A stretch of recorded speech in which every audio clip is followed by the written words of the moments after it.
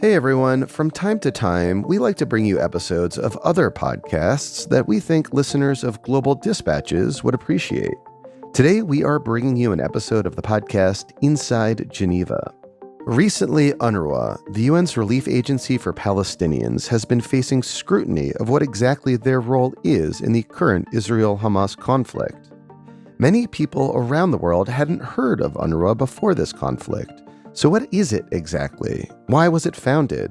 And does it need to continue?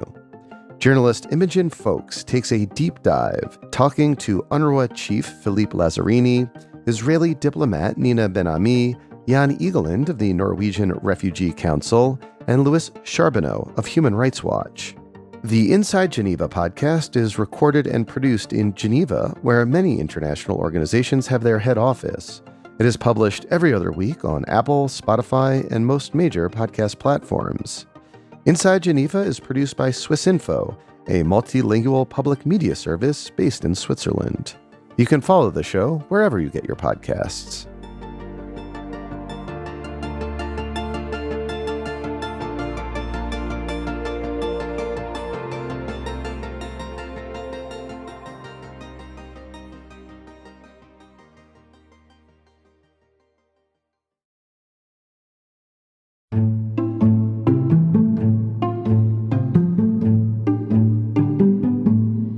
This is Inside Geneva. I'm your host, Imogen Foulkes, and this is a production from Swissinfo, the international public media company of Switzerland. In today's programme, UNRWA remains the only lifeline in a region full of despair, a region which now deserves that we collectively look at promoting a proper, genuine peace for a political solution. I think that there have to be alternatives to UNRWA in Gaza. Israel will not continue working with UNRWA in Gaza. We are not. A long-running complaint is that UNRWA, by its very nature and its very mandate, keeps the refugee issue alive. Issues like the right of return for Palestinian refugees. We have more dead children in Gaza in these 4 or 5 months than in all other armed conflict combined worldwide in the same period.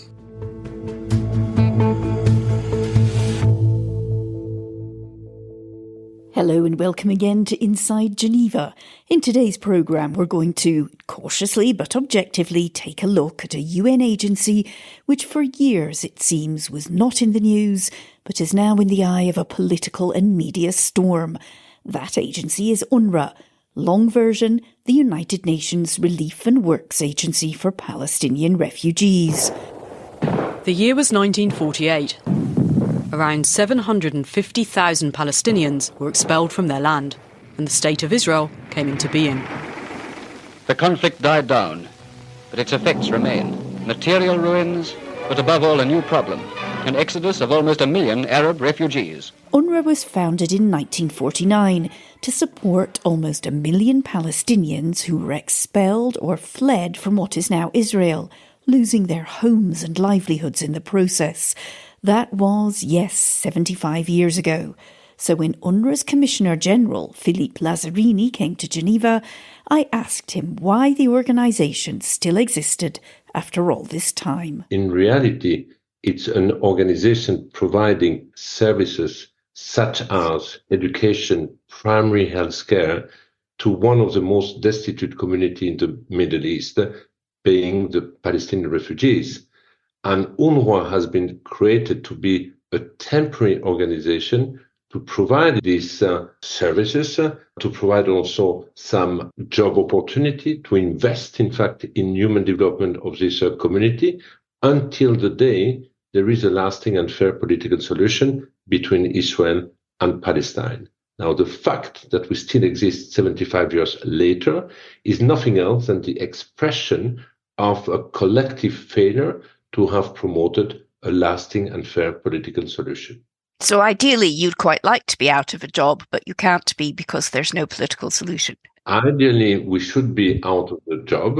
And now the question is, after this seismic changes occurring now in the Middle East and this unprecedented war in Gaza, an unprecedented massacre on October 7, maybe it is time that the international community be genuinely invested in promoting such a political solution. And if we have such a political solution, indeed, UNRWA would phase out, because we would hand over all our activities to a newly set up Palestinian state and administration. 75 years later, as we all know, there is no Palestinian state, and the chance of one seems further away than ever. For millions of Palestinians, the primary UN agency UNRWA is simply a lifeline. Today, UNRWA supports almost 6 million Palestinians in Jordan, Lebanon, Syria, the West Bank, and the Gaza Strip. An astonishing new image that turns this decades-old conflict around. A coordinated and unexpected attack, a breach in Israel's security. Unprecedented attacks by Hamas militants. It represents the biggest loss of life in a single day in Israeli history. Now, in shocking allegations, Israel claims some UNRWA staff were involved in the October 7th attack by Hamas, in which almost 1,200 Israelis were killed and at least 200 taken hostage. Nina Ben-Ami is the Israeli diplomat in charge of relations with the United Nations. October 7th was a game changer. And what happened on that day required us in Israel and many people in the international community to take another look at what was going on. Because the direct involvement of those 13 UNRWA employees in the October 7th attacks on Israel changed everything. So you brought the allegations to the United Nations, to UNRWA. They fired the people. They're now having this official investigation plus an overview assessment of UNRWA. You must be quite pleased with the quick reaction. I think it's something that has to happen, because it's clearly not in the interest of the international community or of the UN to have taxpayer funds from around the world go into an organization that is co-opted by being so involved in terror. And I want to just open up a little bit more, because some of the claims are that, it was only these 13 people. What about the rest of the organization? But as we've continued our operations in Gaza, the information has continued to come out, and the numbers are much wider.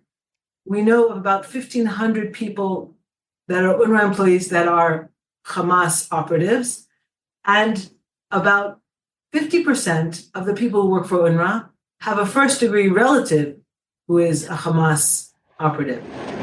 In war-torn Gaza, UNRWA, the UN's relief and works agency, is one of the largest providers of life-saving aid to Palestinians. But now, shocking revelations from the agency itself. Now, to be fair, what we know so far is that Israel claimed to the UN that 12 or possibly 13 UNRWA staff were in some way or other involved in the October 7th attack. UNRWA immediately fired those staff members, and now the UN has launched an investigation. The organisation has 13,000 staff in Gaza. It runs schools and clinics. Jan Egeland, former UN humanitarian coordinator and now head of the Norwegian Refugee Council, told me his reaction when he heard the news. Very serious allegations. And I felt really when I heard of it that potentially 12 colleagues in UNRWA have betrayed every fundamental humanitarian ideal. We're supposed to be humanitarians by being neutral, independent, impartial. If we start to fight in a conflict, we undermine those sacred humanitarian values for all. You have said, and in fact, the humanitarian community is pretty much speaking with one voice here, that UNRWA is crucial in Gaza and cannot be replaced. Why not? There are other aid agencies there. Your own is among them. Well, the other organizations, including the Norwegian Refugee Council, we have 60 colleagues Inside Gaza at the moment, we're one of the larger non-governmental organizations, but I would admit that all of us combined, all of the non-governmental organizations, all of the Red Cross, Red Crescent organizations, all of the UN agencies combined were not even half of what UNRWA is for Gazan society. And the reason for that is the whole premise that Gaza, the West Bank, the Palestinians have been a population under occupation, under siege. They haven't had a state since 1948. The whole purpose of UNRWA is to provide social services, education, healthcare, and hopefully more and more works so that one day they can stand on their own feet within the nation state. But until then, it's UNRWA is the social services, if you like, for the Palestinians. The Israeli Prime Minister Benjamin Netanyahu says he has told the United States he opposes the establishment of a Palestinian state. Egeland is making the point that Philippe Lazzarini also made. UNRWA's mandate is different from that of the classic aid agency. It was supposed to be temporary, but because there has been no political solution, it's still there.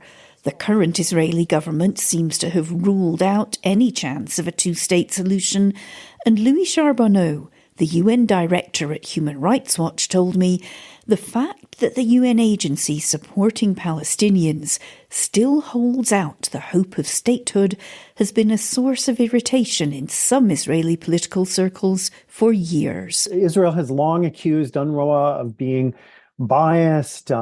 They've criticized their approach to education because UNRWA is the main organizer of schools and education in Palestinian areas. And then a long-running complaint is that UNRWA, by its very nature and its very mandate, keeps the refugee issue alive.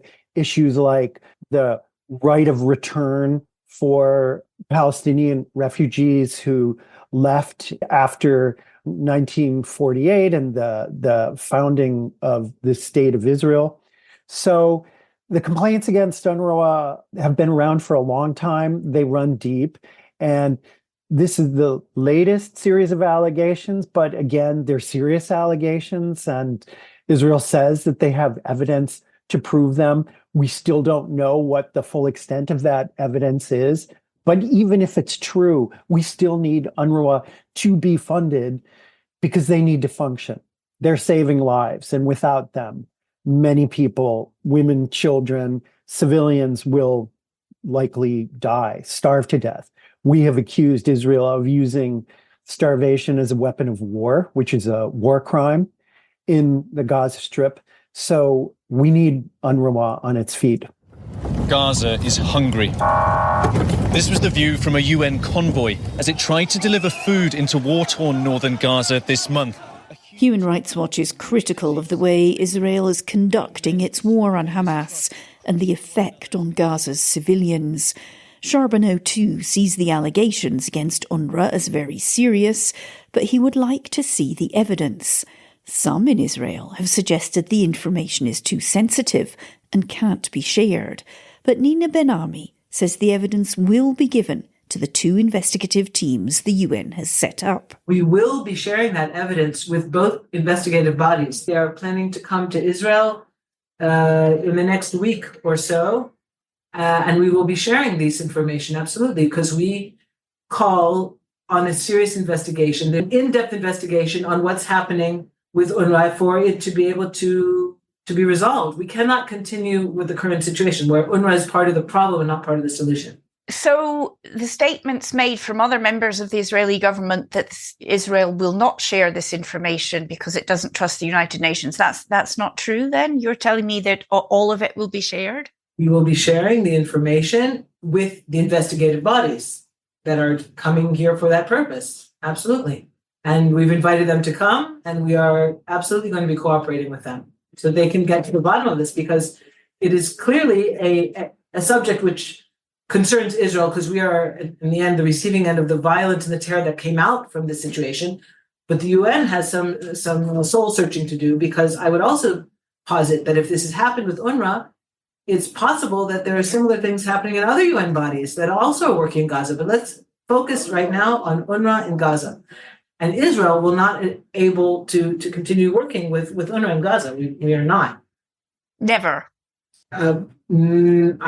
Never is a very long term, but UNRWA has become part of the problem and not part of the solution. And so it is really incumbent upon the UN to do these investigations and to get to the bottom and the source of the problem. Well, the investigations are now underway and nothing is proven yet. But it seems many minds in Israel are already made up. Meanwhile, UNRWA itself has not yet seen the evidence. Philippe Lazzarini fired his staff on the basis of allegations to protect, he hoped, the organisation as a whole. I did not have any concrete evidence. These are allegations. They're shocking allegations. They're related to October 7.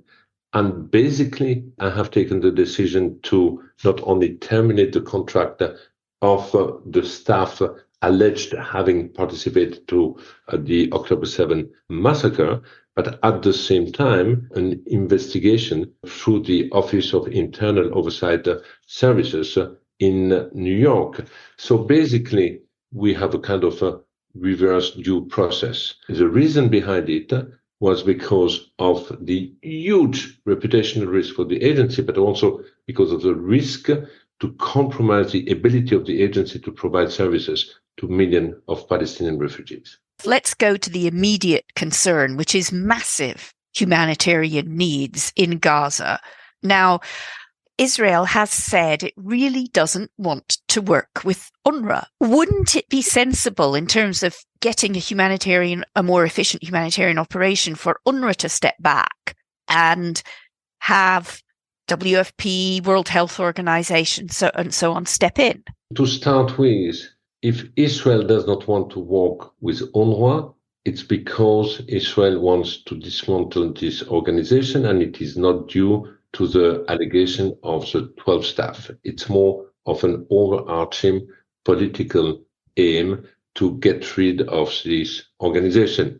We heard many times during this war a number of Israeli politicians saying that one aim of this war is not only to get rid of Hamas, we have to get rid of UNRWA as an agency.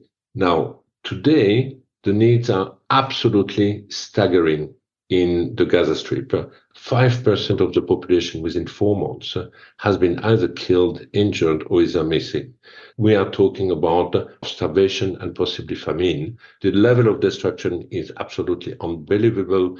Now we are talking about a possible looming military offensive in Rafah. UNRWA is the agency which has an extraordinary footprint in the Gaza Strip with 13,000 employees. All the other agencies have a very modest footprint for the time being in the Gaza Strip. It does not make sense at the peak of an humanitarian response, all of suddenly dismantling the platform which allows all the other agencies to operate in the Gaza Strip. You said that there's a long history of tensions between UNRWA and Israel. I mean, hand on heart, have there been faults on both sides? If you look back at UNRWA's history, have mistakes been made? There have always mistakes being made, and whenever a mistake is, identified, it is corrected. And this is also the reason why today we have commissioned a group of independent institutes from Denmark, Sweden, and Oslo to look at all this internal mechanism, to look at how the agency in the past and today is dealing with any breaches of neutrality. It's an extraordinary polarized environment, a very emotional environment. It's a divided environment. Everything seems to be black or white. And obviously, reality is far more complex than looking through the lens of the black and white. Children in Gaza are hungry. Donors to UNRWA, the main UN agency that supports Palestinians, withdrew their funding 10 days ago. But in reaction to the allegations against UNRWA, some donor governments have chosen what Lazzarini might call a simple, black and white response by suspending their funding before the investigations had even started, let alone been completed. Jan Egeland says that's the wrong choice. UNRWA has done everything right since this crisis started. Number one, they didn't suspend, which would be the normal thing. They fired the 12 staff that might have done what Israel, the party to the conflict, alleges. Secondly, they've asked for an international investigation in all sides of what happened, which is ongoing. And then on top of that, they've also asked 3 Scandinavian research institutes to look at how we operate. Could there be something with our education systems or whatever that we need to reform? It's an open invitation for a very fine organization to potentially reform and improve further. I see you have been from the moment this started really indignant, angry at the fact that the big donors, the United States, United Kingdom, Germany, were so quick to suspend aid. You said they're doing everything wrong. They are. Number one, how come it took a few minutes for them to suspend all funding after they had gotten these allegations? I mean, there seems to be some kind of orchestration here. And finally, a very important point of principle here. How come these countries are still selling and providing arms to Israel after a million evidence of Israeli soldiers, civilians, politicians and others committing grave violations of humanitarian law? I mean, Israel has killed more than 10,000 children. They've destroyed 360,000 civilian housing units, and they have had no suspension of either aid nor arms. By that logic, the one party that could receive nothing from the United States would be Israel. Palestinians in Gaza are facing the immediate possibility of starvation, the UN said today. Well, as we have said, this is a polarised, often emotional debate. But one thing the UN aid agencies here in Geneva are united on, there is no replacement for UNRWA, particularly not now, in the middle of a major humanitarian crisis. Israel's Nina Ben-Ami disagrees.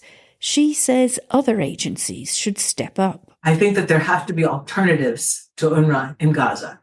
There are plenty of organizations and humanitarian bodies that do excellent work for the UN all over the world, and there is no reason why they shouldn't be able to step in and fill some of the needs that UNRWA is doing in Gaza. Israel has no limits on what humanitarian aid we can put into Gaza. The limits are right now inside the Gaza Strip, with a big part of the bulk of the problem being UNRWA and their logistical capabilities and their links with terror. Just let me stop you there, because I listen to the humanitarian agencies every week, and it's not just one of them, it's all of them who say that the difficulties with aid getting in, if we really want to go in that direction, are primarily the very limited crossing points, the endless checks, the repeated denials. So I don't think that, it would be fair for me not to question you when you say that it's nothing to do with the body which controls the aid going in and out, which is Israel. And we're working together to try and find solutions and ways to get the aid and the humanitarian assistance into Gaza. So all of those agencies that you mentioned, we're aware of, we work with them, and it is a big challenge, but one which will not be solved by UNRWA, which is helping to do terror attacks on Israel. That will not stand. There's something rotten. Can I just ask you if you want to stand by the statement that UNRWA as an institution is doing that? It's 30,000 people, just to remind you. Well, I'm talking about UNRWA in Gaza. UNRWA in Gaza. That's 13,000. That's 13,000. And the numbers that I've said, I stand by them. Of the 1,400 that are militants in Hamas, which is 10% of the 13,000, and 50% that have first-degree relatives. But I always say, don't be surprised that they're so deeply embedded. And the involvement of those 13 people on the October 7th events is just, I would say, an indication of what else is going on. Okay, so for balance, I feel I need to say Israel's claims that 10% of UNRWA staff are involved with Hamas, or that half have family members who are connected to Hamas, are for now just that, claims, not proven facts. And lawyers will point out that having a relative who is a bad person is not a reason to convict. I have condemned unequivocally the horrifying and unprecedented 7 October acts of terror by Hamas in Israel. All hostages must be treated humanely and released immediately and without conditions. It is important to also recognize the attacks by Hamas did not happen in a vacuum.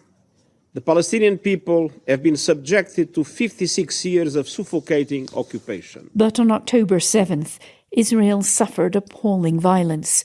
So when the United Nations tries to point out that the tensions in the Middle East are long-standing, the feelings of hurt and anger are understandable. Louis Charbonneau again. There's no question that Israel has been extremely critical of the United Nations. They have repeatedly called for the UN Secretary General, Antonio Guterres, to resign when the Secretary General in the Security Council strongly condemned what Hamas and other Palestinian armed groups did on October 7th, the atrocities that they committed. He also said that these atrocities didn't take place in a vacuum, and that caused outrage on the part of the Israeli government. So the criticism against the UN has been very strong. And yes, the Israeli government seems to want the UN to take sides. And this is not something that humanitarians can do. They have to function as neutral parties whose job it is to provide life-saving humanitarian assistance. That's what they're there for. And whether it's UN humanitarian organizations or the International Committee of the Red Cross, they should not be forced to take a side. We are now in the area of the basement of the hospital. In this video released by Israel's military, it says Hamas used the Al-Rantisi hospital as a command center and to hold hostages. But in Israel, Nina Ben-Ami is not convinced aid agencies are impartial and neutral. Israel has repeatedly claimed that in densely populated Gaza, Hamas is operating in or near hospitals. Ben-Ami claims aid agencies working in hospitals in Gaza must have seen things, and she wants them to condemn. I would say that independent and neutral requires very careful standards. And I almost have sort of pity on them. If they're inside Gaza and they're working and the de facto government is run by Hamas, then it may be very difficult for them to speak out about things that they see are a problem. It may be difficult for them to say, there's something going on in the basement here that we need to look at. But at the end of the day, if they're not being fair and if they're not able to call out and criticize a misuse of a humanitarian infrastructure by a terrorist body, then they're in a situation of some kind of complicity. And I cannot just let it stand and have them get away with it, because it's untenable.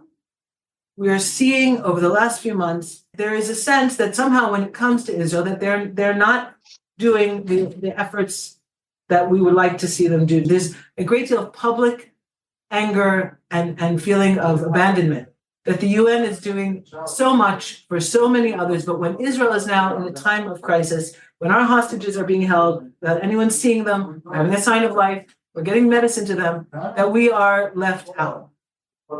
So yes, for Geneva, I would say, voice from Jerusalem, there's this definite feeling of anger and of abandonment by the international humanitarian community over there. Aid agencies will tell you that the only side they're on is the side of innocent civilians caught up in conflict. but they haven't managed to convince Israel, and its vocal lack of trust could be very damaging for the UN's humanitarian work in all sorts of places. Jan Egeland fears how this conflict, already so terrible, may develop. This will end very, very, very badly. It can end even worse than now, even though we are at the point where we have more dead children in Gaza in these 4 or 5 months than in all other armed conflict combined worldwide in the same period. 3 times more children died in 3 months in the Gaza war than in 2 years of the Ukraine war. But Rafah is filled to the brim by vulnerable civilians, women and children mostly. And now Israel is thinking of going in with a bloody ground offensive. You can't have a war in a refugee camp. And Rafah is today the world's largest refugee camp. There is no other way to put it. We would hold United States, United Kingdom, Germany and all of these other countries providing the arms to this. We will hold them accountable for what is going to happen in Rafah. There are countless warnings of how bad it would be. More than 100 people are reported to have been killed in Gaza as they tried to reach a convoy carrying food aid. The hunger created by war made this tragedy. That is a fundamental fact of what happened today. And UNRWA itself? The investigations into Israel's allegations are underway, and as we said, the staff under suspicion, 12 out of 13,000, have been fired. But UNRWA's biggest donors, the US, the UK and Germany, have suspended their funding, and Philippe Lazzarini warns the agency may not be able to continue. A lot is at stake if the agency would fall. Not only our collective ability to respond to the acute humanitarian needs would decrease. At the time, the International Court of Justice is asking all of us to increase the humanitarian response. But beyond that, there is also a risk for the transition period, a period which will be very painful and miserable for the people in Gaza, and for which all the capacity to provide critical services such as education to 500,000 girls and boys deeply traumatized, that we urgently need to bring back into an education system, because if we don't do this, we are sowing the seeds of future hate and resentment. But beyond that, there is also the political aspect where Palestinians will feel that with the fall of UNRWA, this is a betrayal of the international community, an international community turning its back, weakening the right of return, and basically weakening or killing the aspiration of Palestinians for future self-determination. So all this will also be seen as an international community not generally committed to promote a proper political solution. It is a very difficult time on multiple levels. Where do you go now? How do you motivate yourself to keep on? Listen, what motivates myself is that I do believe that this agency remains critical, even if sometimes it looks like obsolete after 75 years.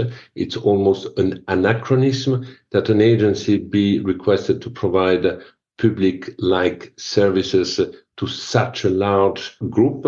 But on the other hand, the UNRWA remains the only lifeline in a region full of despair, a region which now deserves that we collectively look at promoting a proper, genuine peace for a political solution. And my motivation today is to try to keep afloat this expectation of a better future for a population which I have been in contact in and out for the last 33 years.